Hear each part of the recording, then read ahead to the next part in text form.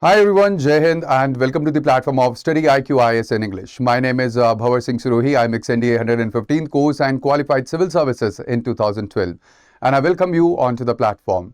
We know that we have the monsoon session that is ongoing right now in the parliament, and over here we are talking about one of the important bills that had been passed recently by Lok Sabha on 3rd of August 2026. And this bill that we are talking about is about the number of the judges in the Supreme Court, and the amendment had been brought through the ordinance that we know recently. So over here, this bill had been passed with a voice vote without any debate, and it actually amends Section 2 of the 1956 Act, where the words 33 had been replaced by 37. Now, ultimately, over here, you can see that the sanction strength in the Supreme Court have been increased from 33 to 37, excluding Chief Justice of India. Now, over here, this is quite important that you must remember that when it comes to the Act actually mentions the number of the judges, excluding the Chief Justice of India, and when the Chief Justice of India is included, so now the sanction strength, it increases to 38. Now, this have replaced the ordinance that had been promulgated by the President on the 16th of May 2026, and ultimately the reason that had been given for increasing the strength of the judges in the Supreme Court is that there is a pendency of the cases, where we have 92,101 of the pending cases as of 1st January 2026, and there had been 75,410 filings as compared to just the disposals of 65,615 in 2025, and that is one of the most important reasons that has been given for increasing the sanction strength of the Supreme Court. Now, over here, this is quite important because this pertains to Article 124(1), which says that there shall be the Supreme Court of India consisting of a Chief Justice of India, and until Parliament, please remember over here, this is written until Parliament by law prescribes a larger number of not more than 7 other judges. So here, actually, what does the Article 124 Clause 1 it does? It actually delegates the power to fix the Supreme Court strength to ordinary parliamentary law. And here you have to remember, this is where actually UPSC actually turns it into the trap. That is because ultimately this passage of the bill or increasing the strength of the Supreme Court, it can be done by the ordinary legislation, and it does not require any of the constitutional amendment as well. Alright, and also when it comes to the ordinance, so ordinance making power of the president is given under Article 123, where the president had been authorized to actually legislate over anything or any subject that is given under the union list or even the concurrent list when the parliament is not in the session, and then ultimately after the ordinance has been promulgated. So when the parliaments meet, so within the next 6 weeks, please remember, 6 weeks time period, that ordinance has to be passed by the parliament, and then it can become the law or the act. So over here you can see that this particular topic that we are talking about, it actually relates to lots of things. Like for example, it relates to collegium system. It also relates to a wider debate that is about AIJS or All India Judicial Services. And here you can see how the strength of the Supreme Court judges, they have increased over a period of time through the amendments. We had the first original constitution under Article 124(1). We had the total number of judges excluding Chief Justice of India 7, and then they were raised by the 1956 Act of the Supreme Court Number of Judges Act 1956, which actually raised the strength to 10. Then the amendment was brought in 1960, which raised the strength to 13. Then in 1977, the strength was raised to 17. And then in 1986, it was increased to 25. Then in 2008, 9 to 30 judges. And then we had in 2019 where it was increased to 33. And ultimately, it is a time period of nearly about 8 years where the strength has been increased once again in 2026 to 37. Alright, this is excluding the Chief Justice of India. So there had been total 6 amendments to the original act that we are talking about, or the parent act that was passed in 1956. And then we had the 6 of the amendments which were made, and that had actually raised the total number of the judges that were there. It was earlier 8, and now total judges or the sanctioned judges strength in the Supreme Court is 38.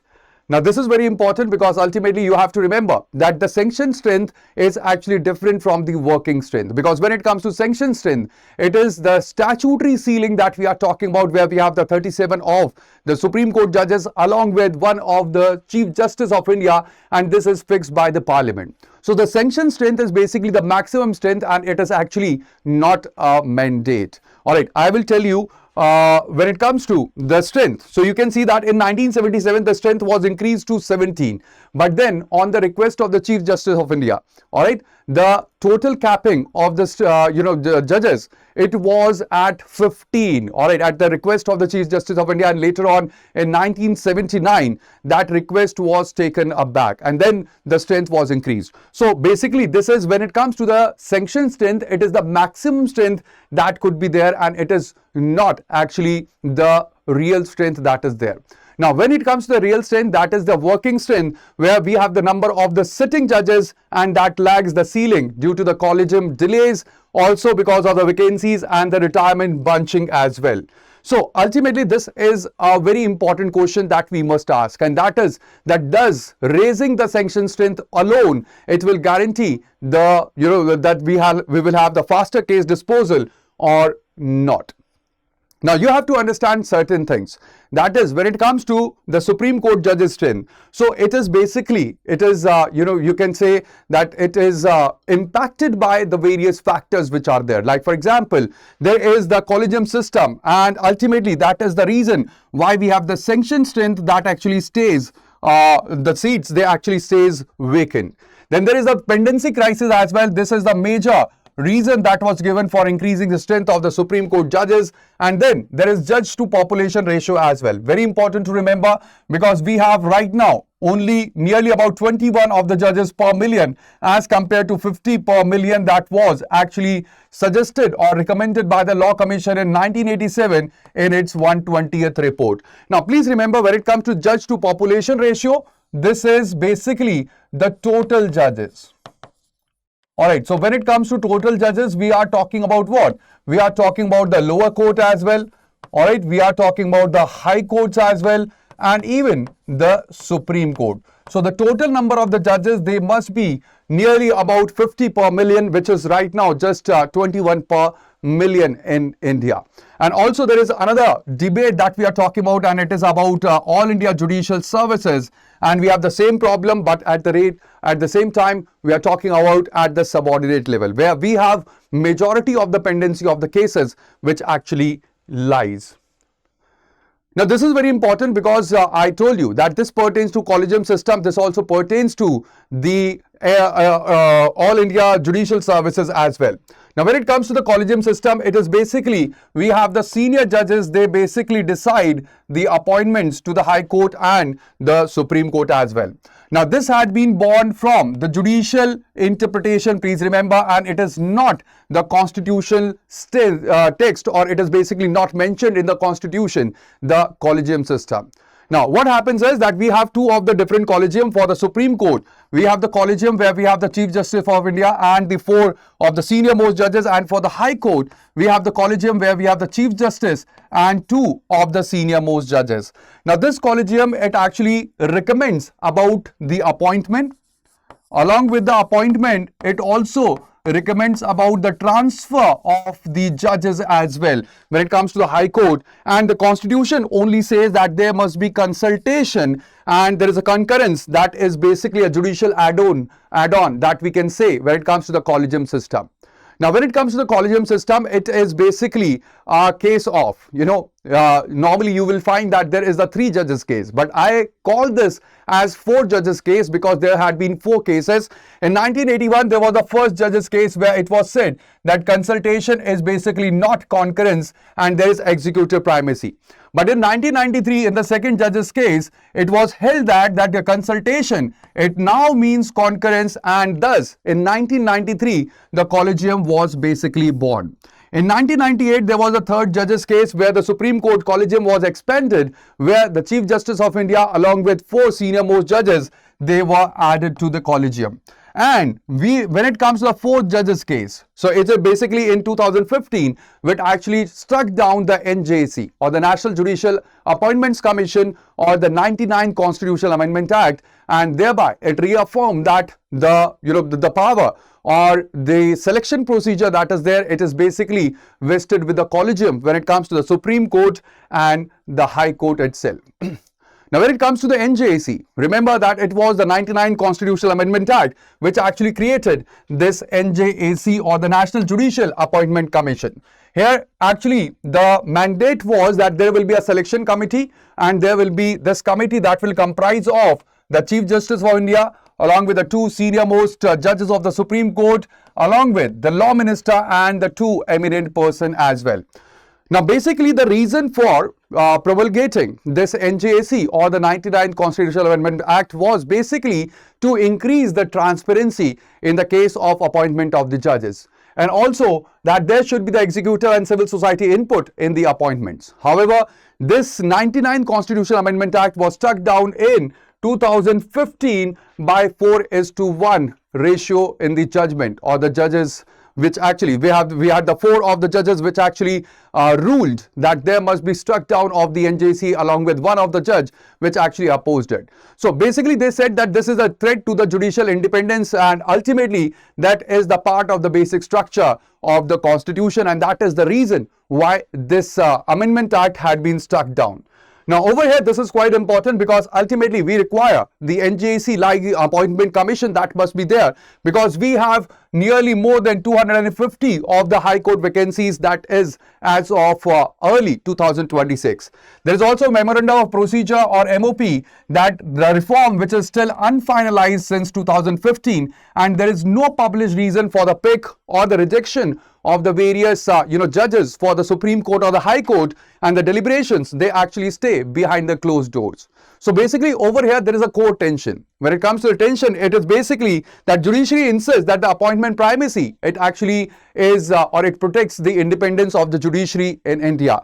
At the same time, executive says that the institution, it should not select its own members. So basically they both of the reasons, or both the tensions, they are apt and they are correct, because the institution, it should not have the power to select its own members, or its the people that will be there to govern, or they will be there in the judiciary. All right, and that power must not be unchecked. And at the same time, the judiciary, we know that when it comes to the independent and the integrated judiciary in India, so that is one of the basic structure of the constitution as well, and that may have the implication on the judicial independence also. Now, when it comes to the All India Judicial Services, so this is basically a proposal to recruit the district judges the way that the UPSC, it actually recruits the IAS and the IPS as well. Now, over here, there would be a centralized and All India exam that will be followed by the allocation to the states as well. Now, here you can see that when it comes to right now, the district judges, they are appointed by the state governor on the advice of the state's High Court. Now, here we have the fragmented and the uneven timelines when it comes to the appointment of the district judges, and when it comes to AIJS. So ultimately it proposes that there will be only one national exam, there will be central recruitment, and then the state allocation, just like we have for the IAS and for the IPS, that is the, we have the All India Services that is there. Now, this covers the district level judges, but and above only. And there will be no judges that will be lower than the district judges. Like, for example, we have the municipal courts and we have the civil judges as well, which are below the district judges. So they will not be included in the AIJS. Now, when it comes to the complete framework or the AIJS, so basically this was added by the 42nd Amendment Act, where the Article 312 that actually relates to All India Services, it was amended on the Sardar Singh Committee's recommendation, and there was a clause 3 that was added for the AIJS that actually says that AIJS cannot include any post below the district judge, and that is as per the Article 236, where we have the district judges or the district judiciary that had been mentioned. And here we will have the first step, where actually for the proposal or for the creation of the AIJS, the Rajya Sabha, it must pass this resolution by 2/3 majority, declaring that this is necessary. And also, there is the second step where the Parliament, it will amend Article 233, 234, relates to the district judges, and that will be by the simple majority, or the act or the bill will be amended. The Parliament or the Lok Sabha, it will pass this bill with the simple majority that will actually lead to the establishment of the All India Judicial Services. But when it comes to the imperatives or the implications, we have the two sides of the coin that we must look, and that is what benefits we will have with the AIJS and what the negatives could be there because of the AIJS as well. Now, the first thing is that there could be the faster, uniform and merit-based recruitment through the AIJS, and that will actually clear the vacancies quicker. There will be social inclusion as well, where there will be the district judgeship that will be open to the underrepresented groups, bypassing the local patronage. And even there will be the revival by the President Mobu, where we had the Constitution Day 2023. So it was seen as a diversity and the transparency tool, and thereby we are discussing about AIJS as well. And you could be asked about this in your examination. Now, ultimately, there are certain things that we have to see. There are the negatives as well, because ultimately this will erode the High Court's administration power or the control over the subordinate courts. And this is where we are talking about the federalism and the judicial independence as well. Now, also, here, the states, they fear the losing control over their judicial officers, and also the centrally recruited judges may lack the local language and the law familiarity, because we have the state-specific laws as well. So over here, this is quite important that there had been the middle path that had been suggested by many of the scholars that can be undertaken. Like, for example, we can centralize the exam, we can keep the posting and the administrative control with the state and the high courts that can be utilized. So ultimately, that would be all in today's session. I hope that this complete issue is clear to you, why this topic is important, why collegium is important, and also what about the 4 judges cases, and also what is the debate all about All India Judicial Services. So that would be all, but let me tell you that we have the GS Foundation batch, that is Resolution P2I batch in English medium. And we have the evening batches which are ongoing right now, and the admissions, they will be closing soon. The admissions, they are closing on the 5th of August. So please enroll before that, so that you do not miss any of the classes in the GS Foundation batch. And you can use the code BRS Live, that will give you the maximum discount. So that would be all, but do not forget to like the session, do share the session with your friends, and subscribe if you have not yet, so that you do not miss any of the updates in the future, which is important for your preparation for the civil services. So that would be all. Thank you. Bye-bye. Take care and Jai Hind.